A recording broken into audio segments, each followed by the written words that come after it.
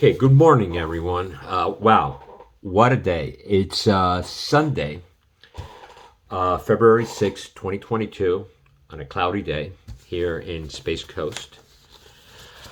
This is my third attempt to put this video together. Started last night and with a drawing, and there were people in the house, and when I went back, you can hear them talking in front of my door. So that was no good. We had we were ambushed with external energies that was not helpful for this kind of work. Okay, as you know, I'm new at putting these videos, these drawings together in video format. I've been working on it for many years. Started with Leonardo da Vinci on mind mapping and how to mind map in a drawing and start getting answers, and following the great structuralism of the Swiss genius, psychiatrist, mystic, Carl Gustav Jung, great Carl. So here we start with how to practice active imagination. Number one, concentrate, help grow the mind. Number two, focus on a dream. Let the unconscious speak. Generate an artifact on paper, and analyze the message. Okay. Jung had an incredible interest in the theory of relativity by Einstein, which started in the early 20th century. And now in 2025, we'll celebrate 100 years of the unified field theory of Einstein's, his paper on the unified field theory. So Jung thought, or he was very serious about this knowledge that there was a relationship between quantum mechanics and the collective unconscious. Now we know, a matter of fact, that there is 100%. It parallels with the disciplines, the psychology and quantum mechanics. So if we were to go back to this little layout here of Carl Jung, where we have the ego, we have consciousness, then we have subconsciousness. Consciousness and subconsciousness are actually a relationship like between partners, where your subconscious becomes your true lover. And then how we able to navigate around that collectiveness, we can trigger the collective unconscious. And here's where the exciting stuff is, where the archetypes are: the anima, animus, yourself, your shadow, and the archetypes. Okay. Now, what I did here was, this is okay. Let me go back to the doodle. The doodle that I started at 9:30 last night. I think I need to get a life, because if I'm on a Saturday night, 9:30 p.m. drawing, pain, quantum mechanics. I need something else. But in reality, I don't, because this is part of the work. This is part of the work that is important to analyze. When he talks about analyzing the analysis, right, and making something out of it and growing with it. You want to evolve. Everything is evolutionary. You want to evolve. That's the way we learn how to speak. That's the way we learn how to run, how to ride a bicycle. We evolve with practice. Okay? Now, the relationship that Jung developed with Wolfgang Puali. Puali in 1945 is awarded the Nobel Prize for his work on subatomic particles, especially on the neutrino. Neutrino is a subatomic particle that it's faster than the speed of light, and it's right there with all the all that great stuff like photons and boson and fermions. So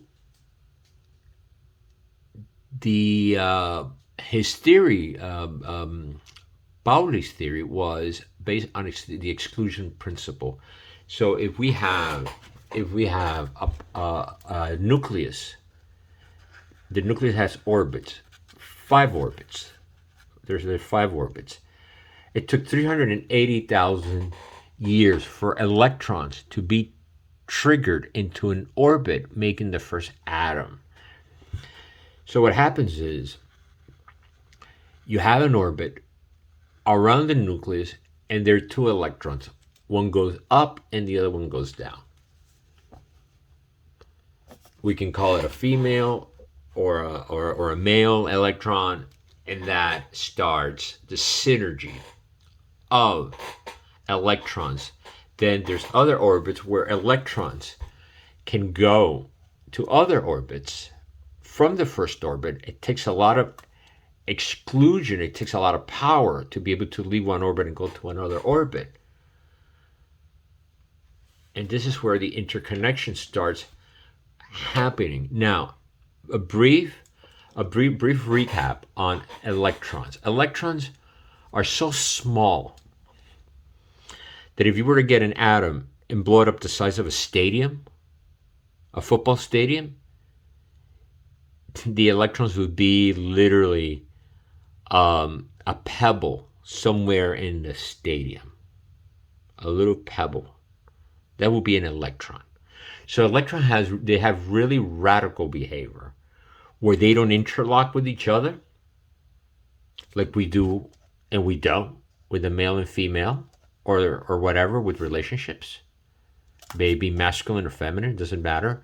We don't interlock. We align ourselves.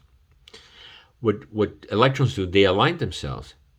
An electron can have the ability to go to a parallel universe. The other one stays somewhere. They're still aligned. They can go back in time, or in the present or in the future. They can travel. They're timeless. Because their space-time within a particle world is very different to our space-time within the three-dimensional world, or Einstein's, where the universe curves through space-time. Right?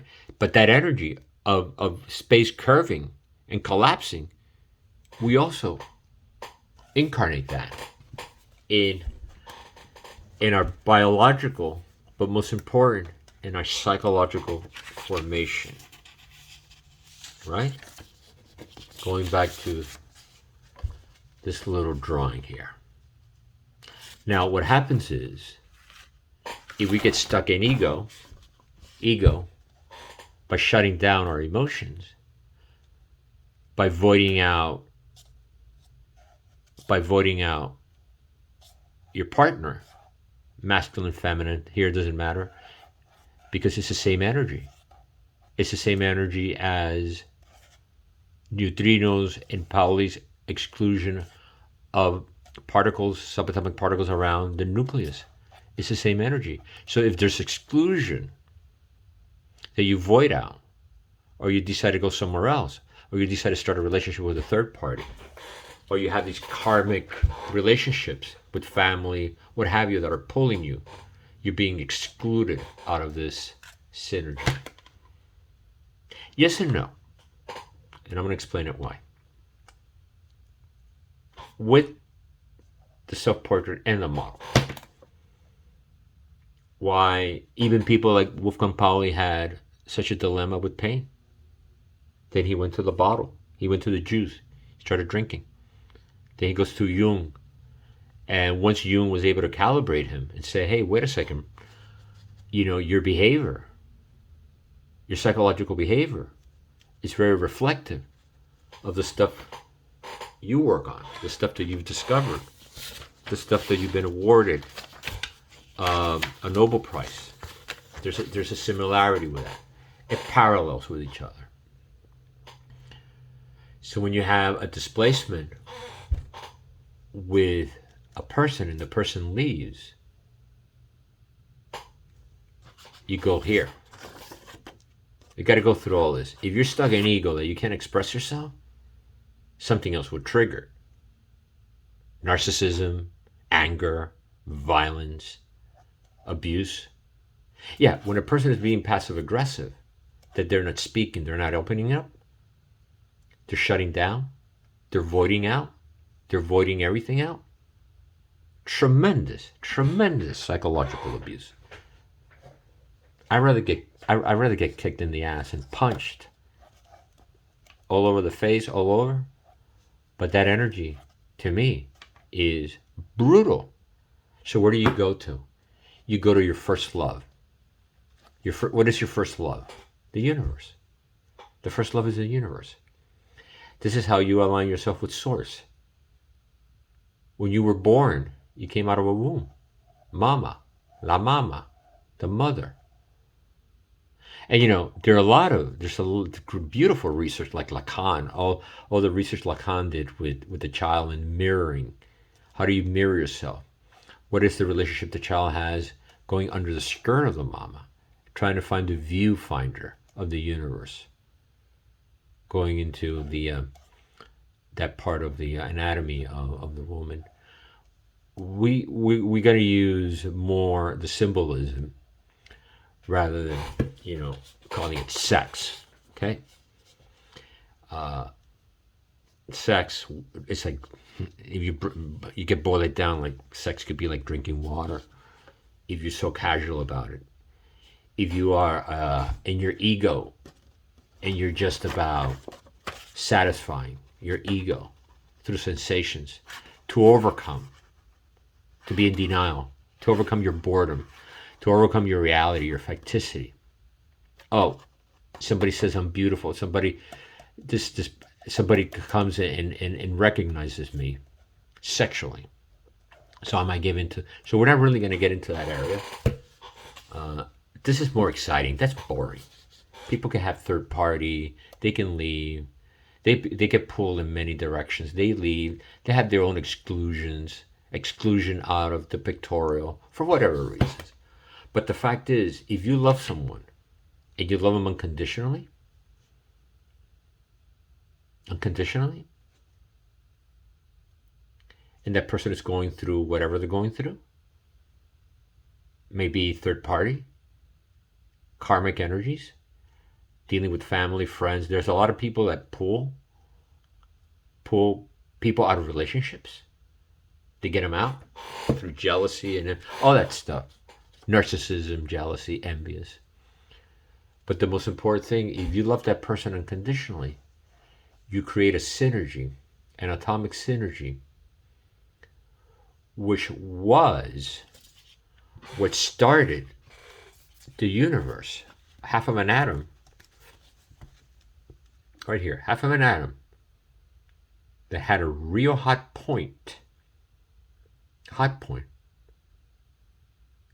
And that hot point created a singularity. This is a singularity. Created a singularity that cracked that and exploded that into the Big Bang. It took like 10 seconds to create that synergy, that fusion, created the Big Bang. When we meet someone, and we have the law of attraction. We can call it love at first sight. Be careful with that, because anything that comes at first sight leaves at first sight. But when you meet someone, you have the same explosion as the first atom. So that first atom is inside of us, not only from a biological formation that created our molecules and brought water, and that atom that we have inside us, before there was water, there was a universe, there was a solar system. We're already made out of that. It's called the collective unconscious. Interesting. Now, what people forget, when they meet, there's a Big Bang that happens with couples. I always like to analyze it almost like the atomic bomb that has like a mushroom cloud, and you see this power. The relationship creates that. But with time, people forget that that atomic mushroom cloud, and they get mundane. They get stuck in their egos. They get linear. They get mediocre. They forgot what brought that unity together, that created those sexual energies, that sexiness, that need to exist in the physical world, but most important, to exist in the cosmology of the universe. When two couples are in love, it's heavenly, right? We call it, oh my God, I'm in heaven. And then when it goes south, you're left like Wolfgang Puali, or like I feel, I have been left to feel sad and lonely. Sad and lonely from the connection with the anima. And that has to do in part with the connection with my mom, my mother. My mother left. But my mother would leave me. She would go to work and all that. And there was an abandonment. And how do you deal with that abandonment? When you're stuck in your ego, you develop narcissism. Oh, how can anybody leave me when I'm so great? Oh, how can anybody leave me when I loved you unconditionally? Oh, how can you leave me when, we did so many great things together?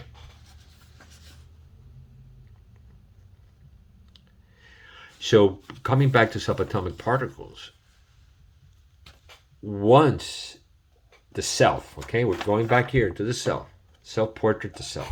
Once the self has, through consciousness, analyze the message, and it's a long view message of a lot of time. What happens is you go into the self. Let's say the self goes into the collective unconscious. So if you are able to go from the collective unconscious, which is not brain matter, it's not happening neurologically, it's happening through the laws of physics, through quantum mechanics. If you're able to go into that area and kind of bring it back to consciousness, and now you know that they have bonded, ligado, with the subconscious mind, your relationship with your ego is very different. Your relationships with the anima is very different. The relationships with your feelings are very different. You become more of an open-minded. You become kind of like the emperor of your own existence. The emperor of your own existence.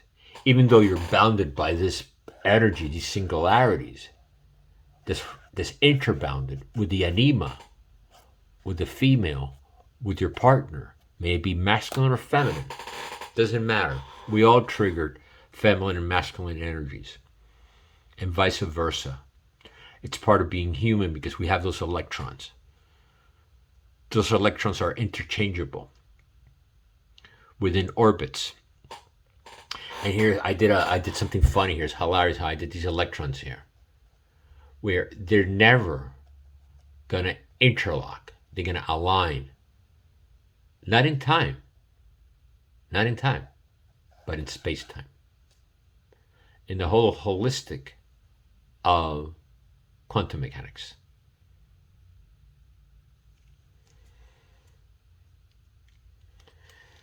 Wow, I can't believe it. I got to 19 minutes. Like I said, this is my third one. And I'm glad I got to this because this is a part of Jung that I'm very fascinated with. Jung to me is I've been ever since I read his book Men and Symbols, and then I read it in college, and then I read it in around 2000, and I was going through a lot. Yeah. I was going through a lot of stuff, I saw the World Trade Center collapse, and I saw, the whole atrocities of what we went through in New York City. I was living in that area. I heard the planes go by.